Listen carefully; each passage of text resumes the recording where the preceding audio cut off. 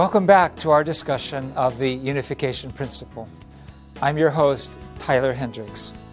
In our last session, we learned that in order to manifest our original value, we need to direct our desires toward the good, according to the conscience, and following the God-centered four-position foundation, based on loyalty, fidelity, and filial piety. This is the standard that can guide our lifestyle to achieve true human happiness. But we all admit that we need to do some growing to get to that place. How do we grow? Is it by our own self-discipline? Does it just come down from God's grace? How do we reach full maturity? This session begins that discussion. Now, God works by order, law, and principle. We've already seen that. So by all His methods are discoverable by science. When creating the heavens and the earth, God worked through principles. He didn't create just by the force of His will or by magic. In fact, He created all things over a great expanse of time, according to certain ideas and concepts and rules that can be expressed mathematically, utilizing the faculty of the intellect. He also invested His energy, and He sought to express beauty, expressing His will and His heart. The unification principle embraces science. Science and religion have the same purpose.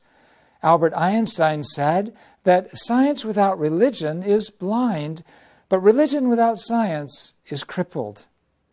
Today, the Big Bang Theory is widely recognized as an explanation of the origin of the cosmos.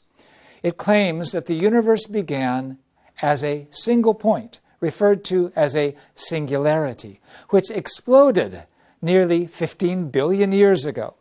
It states that the universe prior to the Big Bang was simply a state of energy, and this energy triggered the explosion. The universe has continued to expand and will continue to expand further.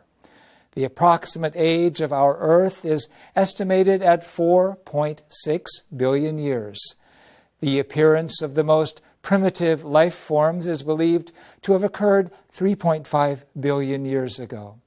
So God has spent a great deal of time to create human beings, starting from the lowest stages and gradually progressing to higher stages of existence, from the subatomic to the atomic, molecular, unicellular, plant, and finally animal stages. This theory combines evolution and creation. Scientists recognize that questions regarding the origins of the Big Bang are ultimately beyond the realm of human science. As a result, nearly 40% of American scientists retain strong religious convictions. God has not been resting since the creation of the universe. He continues to reveal His creative nature even today. He continues to participate in the cycles of nature, the birth and death of organisms, and in the course of human history. And so, He is not a God who resides outside the creation as a transcendent being. He is omnipresent, existing both within and without, transcendent and yet immanent. The 6 days set forth in the first chapter of Genesis actually represents 6 stages of the universe's creation. These correspond to the 6 epochs defined by modern science: the Azoic, Archaeozoic, Proterozoic, Paleozoic, Mesozoic, and Cenozoic eras. So the authors of Genesis emphasized 6 days in order to identify the 7th day as a day of rest. Having been taken away, as they were, into captivity by the Babylonians and forced into cruel slave labor, the Jewish scribes wrote down Genesis in the midst of a very painful experience. It was in essence a plea for their liberation from suffering.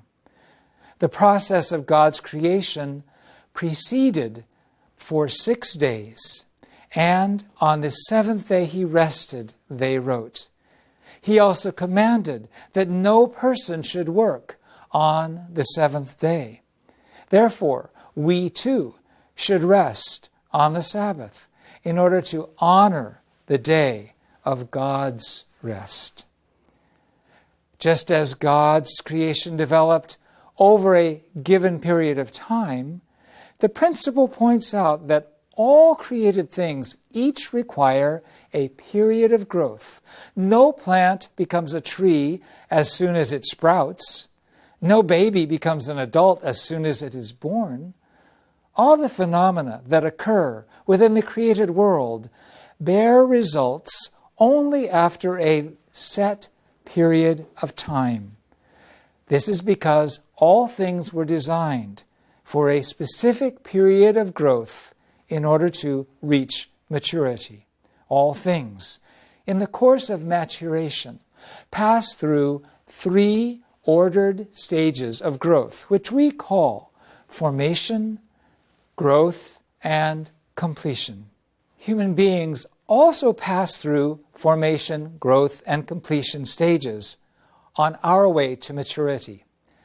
During the process of growth, things are meant to grow in accordance with the principle itself, actually in an autonomous manner.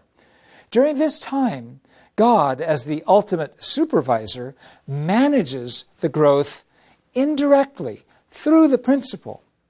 And God relates only with the results of the growth. The principle refers to this as the realm of God's indirect dominion, the realm of dominion over the results of the principle. However, human beings were created uniquely. What is unique about us? We are to reach maturity, not only by the independent force of the principle, but also by fulfilling a given portion of our own responsibility. Let's examine God's words to Adam and Eve. He said, "In the day that you eat of that fruit, you will surely die." So this meant that the decision to obey and not eat the fruit, or to disobey and eat the fruit, was never God's decision. It was Adam and Eve's decision. Thus, our completion is not dependent solely upon God's power. God didn't give a commandment to any other animals, any other creations, just to us. He gave us human responsibility. We need to fulfill that to become complete. The fact that human beings were created to only reach perfection upon the completion of personal responsibility indicates that God's ultimate desire was to bestow upon us a degree of creative potential akin to His own. Thus, He gave human beings a portion of responsibility that even He Himself could not interfere with. It was for the purpose of bestowing upon humanity the right to stand in the position of creator and exercise dominion over the rest of creation, just as God exercises dominion over humanity. Truly, we are created in His image. Herein lays the unique and vital feature of the unification principle. Religions are divided into 2 categories, self-reliant and salvific. Self-reliant religions preach personal responsibility concerning salvation. Buddhism is one such example. Salvific religions preach the need for either a God or a Savior in order to achieve salvation. Christianity is an example of that. The unification principle expresses the need for cooperation between God and man and woman in order for salvation to come about. Perfection is achieved only when human beings fulfill their portion of responsibility in addition to God's responsibility. Thus, for example, the benefits of Christ's sacrifice on the cross come by God's decision, but whether to believe and reap those benefits or not is left up to us. Upon the completion of the human portion of responsibility, we will come to reside in the realm of God's direct dominion.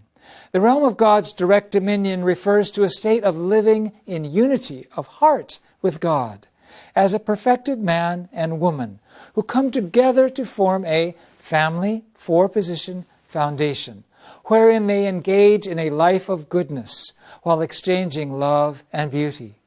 Such human beings would live in harmony as unique members of the same body, all receiving signals from a central nervous system, as it were, and all understanding the heart of God, knowing His will, and fulfilling the purpose of creation in perfect accordance with it. This acquisition and experience of Emmanuel in our lives, which means God with us. How wondrous it is to be able to say, God is always with me. God eats, God sleeps, comes and goes, is glad or sad together with me. How wonderful that is. That is God's purpose, and that is the reality of the direct dominion. I hope that each of you can reside within the realm of God's direct dominion and become Emmanuel, moving when God moves, resting when He rests. Now we come to the question of life after death. We may live a wonderful life for 100 years, but is that all there is? In us is a bigger horizon, a desire for life beyond life. But how can we be sure about what that life will be like? We will discuss this in our next session. Thank you so much for listening. See you next time.